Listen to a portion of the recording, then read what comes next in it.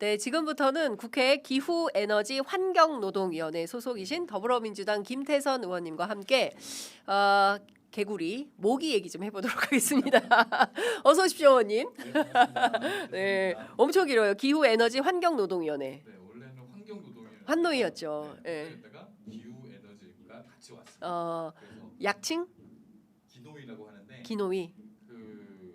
저희는 원래 굉장히 인기가 없는 상임이었거든요. 어. 그러다가 기후에너지가 오면서 네. 갑자기 인기 있는 상임위로 좀 바뀌었습니다. 아, 그래요? 네, 네. 기후 문제가 심각해서 그런가요? 아무래도 에너지 관련된 분야가 산업이 오는군요. 네, 산업이 맞습니다. 원래 환경 노동은 규제하는 분야거든요. 맞아요. 예. 근데 이제 산업이 오면서 적극적으로 장려하는 또 음. 게 있어가지고 예. 좀 의원들은 좀 좋아하더라고요. 어제 의원님의 그 X가 화제가 됐습니다. 이재명 네. 대통령이 또 인용을 하셨어요. 네, 아유, 영광입니다. 네, 네, 네. 네, 그 부동산 정상화. 그러니까 중요한 것은 다주택자들이 부동산 정책을 하다가 또 막 그만둬 버리고 또 강남에 똘똘한 한 채 챙기고 뭐 이런 행태가 또 반복되면 또 특히 이제 민주정부에서 문재인 정부 때 얼마나 그걸 보고 사람들이 그럼요. 황당했습니까? 그런데 문재인 정부의 가장 잘못한 부분 중에 하나가 바로 그 점이라고 그 생각합니다. 실수이죠. 예, 그런 거는 그런 우는 범하지 말아야겠다 싶어서 이제 그런 분들을 배제한다고 했더니 안철수 의원이 나섰어요. 안철수 의원이 그래요, 이분은 또 네. 그러면 코스피 관련 공무원의 주식 투자도 막을 거냐 이렇게 주장을 하면서 정책의 책임을 일부 국민들에게 전가하고 혐오를 자극하는 부적절한 접근이다 이런 주장을 했습니다. 일단 안철수 의원의 X는 어떻게 보셨어요? 아, 이건 페이스북이네. 예. 아니 그 안철수 의원이 요즘 참 좀 튀기 위해서 많이 노력을 하시는구나. 네. 이게 전형적인 물타기거든요. 이렇게 논점 자체를 의도적으로 흐리려고 네. 했다고 봐요. 이게 부동산하고 주식하고 이 개념조차 제대로 잡혀 있지 않은 거 아닌가. 이걸 어떻게 같이 두고 보나. 네. 이분의 진짜 생각이 그런가? 아니면 그냥 정치적으로 그 이간질 시키기 위해서 한 거 아닌가라는 생각을 하고 있는데 이게 부동산 정책은 부동산 정책 입안자들은 그 법 한계로 가격, 그다음에 세금, 규제 모든 걸 급증할 수 있는 거거든요. 그렇죠. 예. 그래서 그 다주택자들에게 정책을 맡긴다는 거는 국민의 이익과 이해 상충이 생길 수 있습니다. 그렇죠. 예를 들어 가지고 이거는 대통령의 의도는 이겁니다. 국민의 이익과 정책 입안자들의 이익이 같아야 된다. 그래야지 국민이 좋게 잘 사는 국가가 될 수 있다라는 거거든요. 예. 예를 들어 대통령께서 집을 판 것도 예. 내가 희생했다라는 그런 개념이 아니라고 봐요. 나도 무주택자다.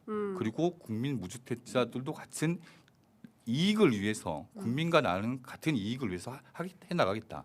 난 그런 의도로 보거든요, 저는. 그러니까 이게 일종의 이제 뭐 적합한 사자성어인지는 모르겠지만 동병상련 개념으로 나하고 국민들이 같은 그렇죠. 차원에서 우리가 똑같은 이익을 위해서 함께 뛰는 거야. 그래야지 국가가 발전할 수 있다고 보는 거예요. 예. 어쨌든 특정 계층을 위한 이익이 아니고 국민들의 이익과 나도 함께하겠다. 네. 나도 나의 이익은 국민의 이익과 같다라는 그 개념으로 보는 게 맞다고 봅니다. 그러니까요. 그러니까 근데 진짜 그 좀 문해력과 관련된 말씀을 좀 드려야 될지 모르겠지만 안철수 의원이 또 이런 글을 올렸어요. 네. 부동산으로 돈 벌면 나쁜 사람이고 주식으로 돈 벌면 정직한 사람입니까? 다주택자 공무원의 집은 이해 충돌이고 주식하는 공무원의 주가는 노력의 산물입니까? 아니, 제가 기본적으로 네. 부동산하고 그 주식 시장을 얘기할 때 얘기하는 게 예. 서울에 만약 집값이 평균이 만약 100만 원이라 했을 때 네네네. 200만 원 올랐어요.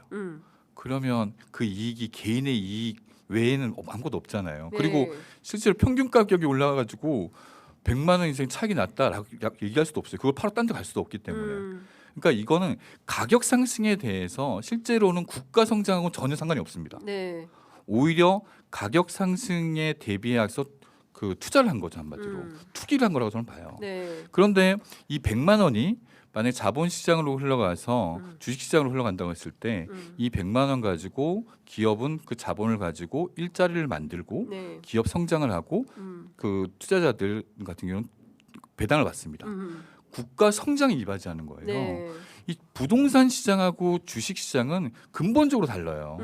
이걸 근데 마치 똑같으니까 이익 받은 사람들은 다 하지 마라. 이거는 이게 초등학생도 이거 이해하기 이게 네. 어렵지 않은 개념인데 네. 이걸 이렇게 하는 게 그냥 오로지 갈라치기밖에 없는 거 아닌가. 근데 저는 이제 약간 억지 프레임 같은 느낌을 받아요. 그러니까 중요한 것은 사람들이 대한민국에서 어디다 투자를 해서 돈을 버나 막 이런 걸 고민할 때 부동산이 그래도 그렇죠. 남는 장사야. 왜 강남은 불패니까. 맞아요. 거기에 정책 당국자들이 끼어 있으면서 정책을 할 때 자기 이익에 부합하는 방식으로 하다 보니 문제가 굉장히 많이 있었던 거잖아요. 그렇죠.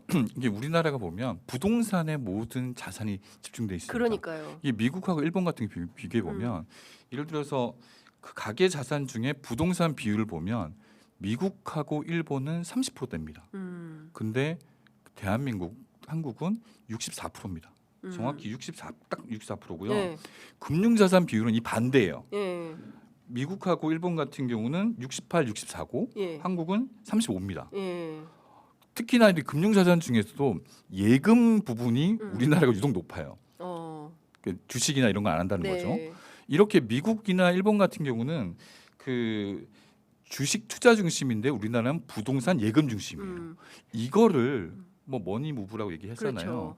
이 돈의 흐름을 바꾸고 돈은 돌아야지 그렇죠. 성장할 수 있는 거거든요. 예.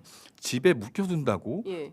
앉아 있는다고 국가 경제가 성장하는 게 아니기 그렇죠. 때문에 이 돈의 흐름을 바꾸는 게 예. 저는 자본시장 활성화법이고 맞습니다. 이게 궁극적으로 대통령께서 하고 싶어하는 대한민국의 이익이 되는 대한민국의 성장이 가능한 네. 이런 방향으로 가는 게 맞는 모두가 거죠. 잘 사는. 그럼요. 그러니까요. 네. 그러니까 저는 그런 측면에서 보면 그동안 자본시장에 대한 신뢰가 없었잖아요. 그렇죠, 뭐 맞아요. 열심히 주식 투자했는데 회장님이 싹 가져가 버리고 맞아요, 사실은 뭐 맞아요. 무슨 코리아 디스카운트에서 제일 큰 게 북한 변수가 아니라 사실은 그럼요, 회장님 맞아요. 변수가 제일 컸는데 쪼개기 또 민주당 할만하면 네. 그렇죠. 민주당이 중심이 돼서 그 제도 혁신을 하니까 신뢰를 바탕으로 머니무브가 일어난 거잖아요. 그럼요. 근데 그런 건 전부 간과하고 이렇게 굉장히 협의화된 프레임으로 정부를 공격하고 있는데 제가 보기에는 딱히 이렇게 설득력 있어 보이지 않아서 이게- 목이 그냥 개구리 목이로 끝난 거 아니야? 이게 대통령께서 네. 그 집 한 채 있는 거 판 거 이거 자체가 어쩌면 약간 혁명적인 거거든요. 이게 혁명적이다. 네, 그러니까 상상할 수가 없었거든요. 음, 아마 이재명 대통령이 아니라면 저 역시도 상상할 수도 없었던 그런 그러니까 아무나 누구나도 청와대에서도 상상 못했던 대통령께서 결정했었던 부분 같은데 그런 부분에서 굉장히 배 아픈 것 같아요, 진짜로. 배 아프다. 그런 결단을 하지 못하는 정치인이라서. 그렇죠. 예, 그런 것 같습니다. 그러니까 이를테면은 뭐 이제 이후에 어디로 가서 뭐 세종에 가셔서 사신다는 얘기는 풍문으로 이제 떠돌고 있어서 그런 대통령의 결단과 의지를 보여주니까 오히려 정책에 대한 신뢰가 더 올라가는 거 아닌가라는 그렇죠. 생각이 좀 들어요. 네. 그 부동산 정책은 국민에 대한 신뢰와 믿음이 없어가지고 그렇죠. 이렇게 실패했었거든요. 그러면 국민에게 믿음과 신뢰를 주기 위해서 나도 무주택자가 되겠다. 네. 국민의 이익과 나의 이익이 같다. 이 똑같이 다주택자들은 그 정책 결정에서 뺀 게 이분들의 이익과 1주택이나 무주택자들이 국민의 이익이 다르기 때문에 다르죠. 그래서 뺀 거거든요. 이분들이 문제 있다. 너희들 마음껏 하지 마 이런 게 아니거든요. 예. 잘못을 지적하려는 게 아니고 같이 그 이익이 맞는 사람끼리 모여가지고 정책을 만들어 가라라는 그런 개념으로 보는 게 맞는 되게 거예요. 합리적인 것 같아요. 네. 근데 그걸 가지고 이렇게 난리를 치니까 좀 그렇고 의원님께 또 이거 하나 여쭤보겠습니다. 어제 그 국무회의에서 대통령께서 이제 노인들 출근 시간대 지하철 이용을 무료로 하는 걸 조금 검토해봐라라는 거를 기후에너지부 장관에게 이제 그 부탁을 하셨어요. 네네. 근데 이게 마치 무슨 노인 복지를 축소시키는 전혀 것처럼 어떻게 보세요? 저는 네. 이거는 국민 이동권의 뭐 그 실용적인 효율적인 측면이라고 봐요. 이게 뭐 노인을 비하하거나 뭐 이렇게 말도 안 되는 얘기를 하고 있는데 네. 그 출퇴근 시간에 어쩌면 효율적으로 대한민국을 실용적이고 효율적으로 운영하기 위해서는 이런 부분도 검토해 볼 만하다라고 좀 보거든요. 네. 그래서 이제 뭐 그 각 부처에서 이 부분을 점검을 하겠죠, 당연히. 그래서 그에 대한 의견이 나오고 네. 뭐 그 의견이 만약에 합당하지 않으면 다시 검토할 수 있는 거고 전 충분히 일리 있는 지적이라고 저는 보고 있습니다. 네. 그러니까 이게 지금 그 호르무즈 해협이 풀리면 우리가 이런 걸로 그럼요. 뭐 고통당할 일이 없는 거잖아요. 맞아요, 근데 이 맞아요. 전쟁이 끝나면 당연히 자연적으로 돌아가는데 이 전쟁이 끝나지 않고 장기화될까봐 그렇죠. 지금 어쨌든 예비적 상황에서 대비책을 보수적으로 만들어 놓는 그렇습니다. 거죠. 네. 그래서 에너지 수급 문제와 관련된 건데 이걸 마치 복지 축소로 맞아요. 프레임을 그러니까 진짜 이게 무서운 것 같아요. 정치하실 때 이게 그게 아닌 내 말이 그게 전혀 아닌데 네, 맞아요. 이렇게 원문을 보지 생각하더라고요. 않고 네네. 예. 앞뒤 다 자르고. 그러니까요. 네. 그래서 좌우 앞뒤 다 잘라버리고 이거 뭐 지하철도 못하게 이동권 노인들 노인 폄훼다 또 맞아요, 이렇게 맞아요. 차별이다 막 이렇게. 국회의원들도 예. 지금 오부제 지금 이제 오늘부터죠. 공청하기로 했거든요. 오늘부터입니다. 예. 하기로 했거든요. 그래서 저 같은 경우는 화요일마다 이제 잘 못 타요. 그럼 의원님은 어떻게 다니십니까? 저는 다행히 그 국회랑 집이 근처기 때문에 네, 걸어서 다녀도 됩니다. 걸어서. 네, 도보로 가능합니다. 예. 그런 거 가능해서 도보 그나마 가능한? 다행인데 예. 그러니까 이렇게 되면 그러면 국회의원 비합니까 이게? 국회의원 뭐 잘못 국회의원들한테 이미 이런 식으로 좀 접근하는 것 자체가 좀 문제라고 봐요. 예. 그러니까 애초에 다들 같이 이 어려운 시기를 극복하기 위해서 지혜를 짜내자라는 그렇죠. 그 개념으로 보시는 게 맞지 않을까 그러니까요. 싶습니다. 그러니까 저는 조금 이게 그 맥락을 굉장히 이제 중시해서 봐야 되는데 요새 너무 이제 매체가 홍수여서 그런지 아니면 일단락만 가지고 프레임 짜서 탁 공격하는 게 자신들의 정치적 목적에 부합한다고 생각해서 그런지 그러니까요. 지금 정치인뿐만 아니라 뭐 언론에 이르기까지 도처에서 그런 현상이 벌어지는 것 같습니다. 국힘은 지금 모든 걸 다 그렇게 붙잡고 있는 것 같습니다. 지금 큰일입니다. 뭐 한 게 생길까? 예. 뭐 한 게 생기면 봐라 막 이러고 있습니다. 진짜. 걱정입니다, 큰일입니다. 의원님. 큰일입니다. 큰 결단 해야 됩니다, 진짜로. 예, 네. 걱정입니다. 그리고 의원님께서 지난 주말에 민주당의 산재 예방 TF 위원들하고 대전에서 발생한 이 진짜 심각한 것 같아요. 자동차 부품업체 안전공업 추이고 화재 현장 다녀오셨는데요. 그렇죠. 너무 사상자가 많았어요. 제가 아리셀 현장을 가보고 그 음. 이후에 이제 화재 현장을 다시 또 이 참사 현장을 갔었는데 네. 그 광경 자체가 너무 좀 참담했습니다. 그 장면 자체가 참 우선은 그 유가족에게 좀 그 심심한 위로 말씀드리고 네. 그리고 희생자 분들에게도 명복을 좀 빌겠습니다. 네. 그 여기가 안전공업이라는 데가 죄송합니다. 네, 괜찮습니다. 아침이라서요. 네. 대덕 산업단지 안에 있는 곳이에요. 여기에 가보니까 공장들이 쭉 질비해 있습니다. 근데 최소한 20년, 30년 정도 된 거 아닌가 싶을 정도로 이제 낡은 건물들이 많고 네. 여기서 이렇게 하다가 여기뿐만이 아니고 바로 앞에 있는 공장도 혹시나 화재가 나면 큰일 나겠다 할 정도로 생각이 들더라고요. 제가 여기서 좀 문제가 되는 게 샌드위치 패널이라고 이게 뭐냐면 기억하실 텐데 2020년도에 이천 물류 화재 사고 났을 때 예. 이때 샌드위치 패널이라고 그 값싼? 얇은 철제 안에 스티로폼이 예. 단열돼 있는 예. 그게 가볍고 싸기 때문에 이렇게 많이 이용했었거든요. 근데 그게 열에 너무 취약해서 스티로폼이 바로 타기 때문에 그렇죠. 얇은 철판밖에 없기 때문에 예. 그러면 그 불 붙기 시작하면 그냥 몇 주 사이에 쭉 연결해서 불이 나거든요. 이것 때문에 2000 물류 화재 사고 때문에 22년도에 이게 금지가 됐어요. 그러니까 샌드위치 패널을 만들려면 최소한 10분 이상을 견뎌낼 수 있는 철근으로 사용을 해라라고 법이 바뀌었는데 그 전에 만들어진 거에 대해서는 네. 지금 어쩔 도리가 없는 거죠. 네. 그래서 저는 이거 전수조사가 필요하다. 그리고 이에 대한 예방책이 필요하다라고 그 현장에서도 주문을 했는데 이게 너무 많은 전국에 너무 많은 공장에서 2020년, 22년 이전에 만들어진 게 많기 때문에 네. 그 아마 고용노동부에서도 이거 관련해 전수조사를 하고 예방책을 마련하겠다고 얘기를 했으니 혹시나 또 걱정이 됩니다. 이게. 예. 네. 그 2.5층의 휴게 공간에서 정말 참사가 있었는데요. 여기가 불법 복층 구조죠. 네. 그러고 이제 그 사장의 어떤 그 황당무계한 언어 맞아요. 사용의 인격 언어 모독, 폭력, 인격 욕설. 모독, 욕설 뭐 네. 이런 거는 진짜 끔찍한 수준인 건데요. 김용훈 장관님께서 참 힘들겠다. 이런 문제를 해결을 해야 되는데 너무 고통스러운 나날을 보내시는 것 같기도 하고요. 결국엔 이것도 인재라는 거 아니겠습니까? 무려 14명이 숨지고 60명이 맞아요. 다친 사고인데 이것도 결국은 인재였다. 그럼요. 이것도 결국에는 음, 뭐 결과론적인 얘기라서 가정하기는 좀 어렵지만 네. 이렇게 지금까지 드러난 내용만 보면 음, 예방 가능했던 사고 인재였다라는 네. 게 나오는 것 같아요. 그러니까, 이게 사고가 불과 2주 전에도 있었다고 합니다. 네. 그리고 작년 가을에도 비교적 좀 작은 화재였지만 화재 사고 있었다고 네. 하는데 예.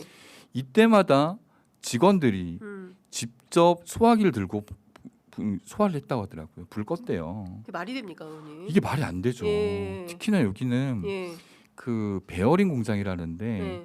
기름이 많아요. 기름이 유증기라고 해서 예, 예, 공기 중에 예. 떠다닙니다. 예. 그렇다면 이게 불이 나면 언제 어떻게 번질지 이에 대한 교육도 필요한 거고 네. 안전 예방이 필요한데 음흠. 이거에 대한 조치가 전혀 없었던 거예요. 음. 손주환 대표 직원들에게 막말하시는 거 네. 들으셨죠? 예. 어떻게 이런 사람이 안전에 대한 음. 책임을 질 수 있겠습니까, 네. 진짜? 야, 어떤 X가 기자랑 만나는지 말하란 말이야. 뉴스에 뭐 사장이 뭐라고 큰 소리 치고 후배들한테 얘기한다고 하는데 거기에 대한 회사의 변명이 전혀 없는 거야. 뭘 가만히 있어봐. 유족이고 XX이고 간에 이번에 타 죽은 사람이 누가 있는지 알아?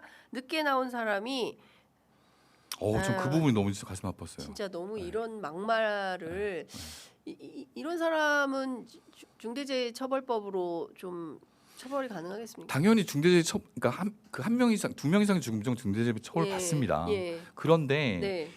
이 중대재해처벌법이 시행됐음에도 불구하고 결론적으로 솜방망이 처벌이 너무 많은 거예요. 네.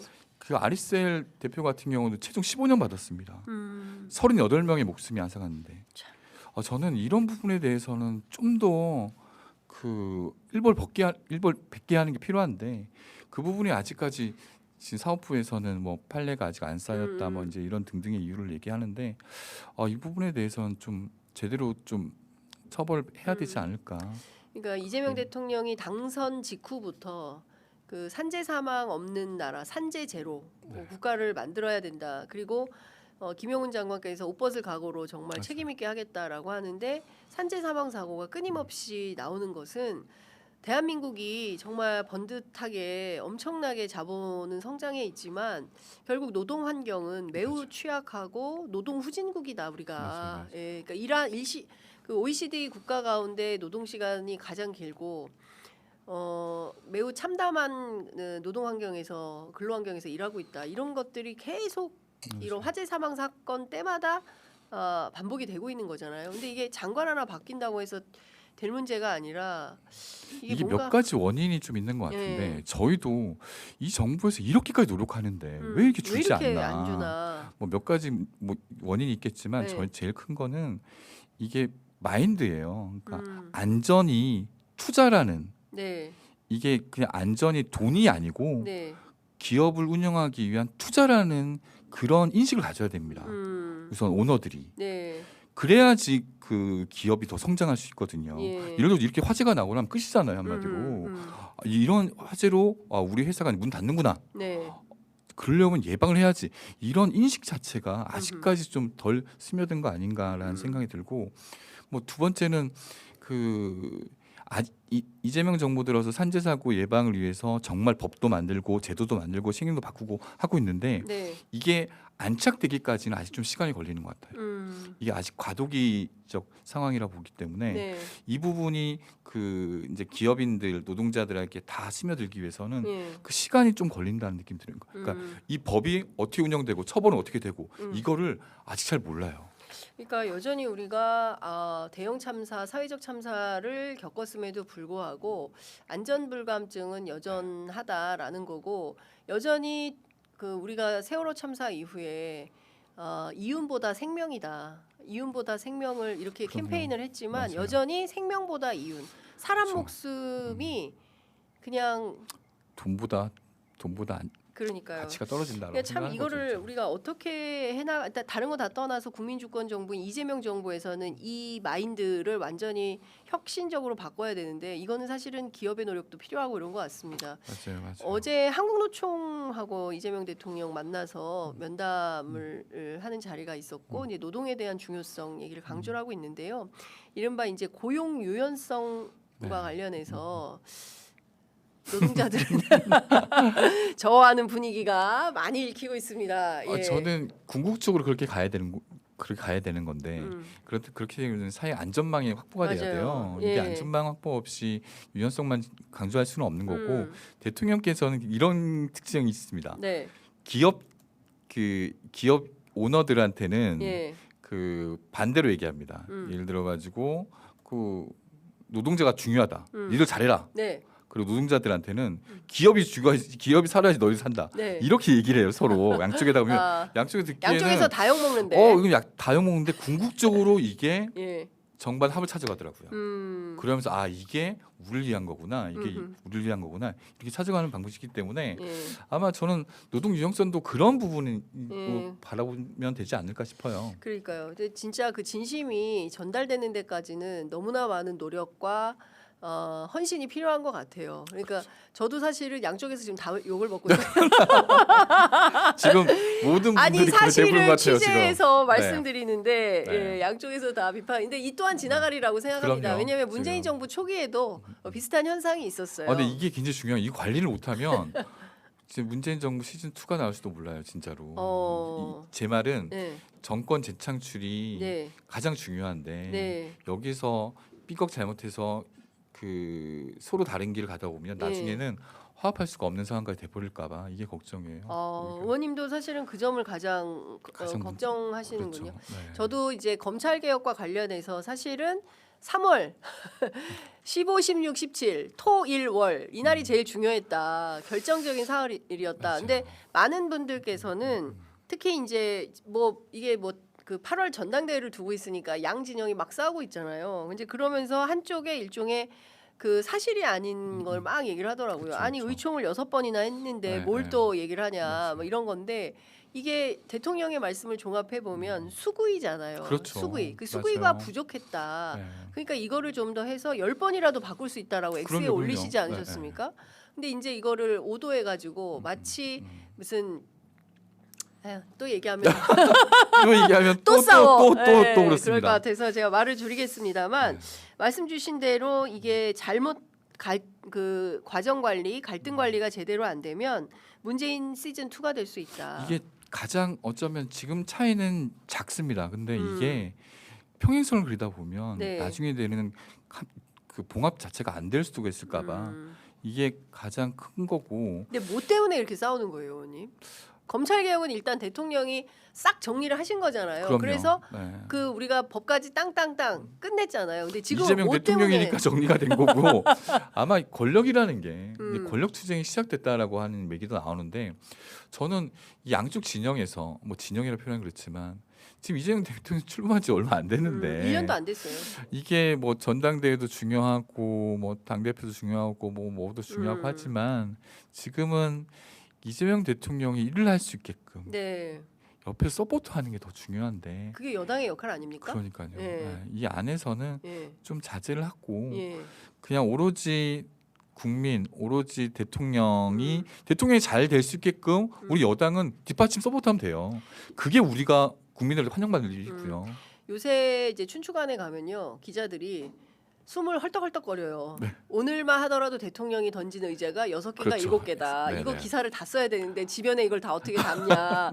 진짜 기자들이 너무 열일하고 있어요. 물론 이제 뭐 막 비판도 많이 하시지만 현장에 있는 기자들은 대통령이 던진 의제를 국민들께 잘 물론 이거를 비틀어서 보도하는 매체도 있습니다. 뭐 조중동을 비롯한 네. 그런 매체도 있지만 성실하게 한 땀 한 땀 이걸 어떻게 소화하고 우리 사회가 이걸 어떻게 의제로 만들어서 어떻게 가져갈 거냐 이제 이런 고민들을 하는 거예요. 근데 대통령은 그거를 여당이 해야 되는 거 아닙니까? 그럼요. 네, 여당이 받아서 네. 그 의제를 밀고 나가서 개혁으로 관철시키는 거, 입법으로 관철시키는 그럼요. 거 이걸 해야 되는 거 아니에요? 제가 어제 그거 해가지고 대통령께서 인용까지 해주신 거예요. 예를 들면, 그러니까 네. 대통령이 일을 할 수 있게끔 우리가 서포트하는 거고 대통령께서는 직접 국민과 소통하고 싶어 하시니까 그런 것 때문에 이제 SNS를 활용하고 하는 건데 이게 예전 정말 완전 달라진 거잖아요. 네.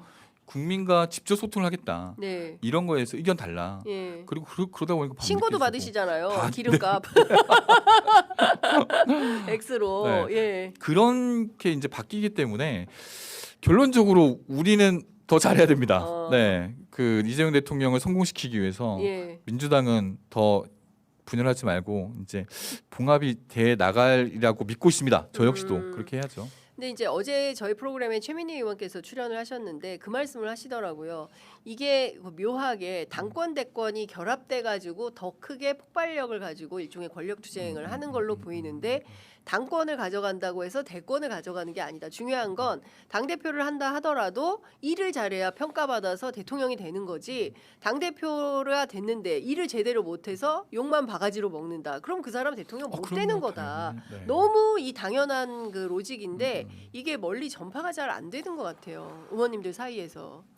지금 저희 그 당원 단계 보면 대통령 대선 후보에 나가려면 1년 전에 그 대표직이나 당직을 내려놔야 되거든요. 네. 그러다 보니까 다들 마음이 초조한 것 같아요. 오히려. 네. 그러다 보니까 이 대표를 맡아서 전국 돌고 당원들로부터 인정받기 위해서 이 싸움이 좀 초기에 지금 불붙은 것 같아서 이거를 어떻게 할지 좀 저희는 수기가 좀 필요할 것 같습니다.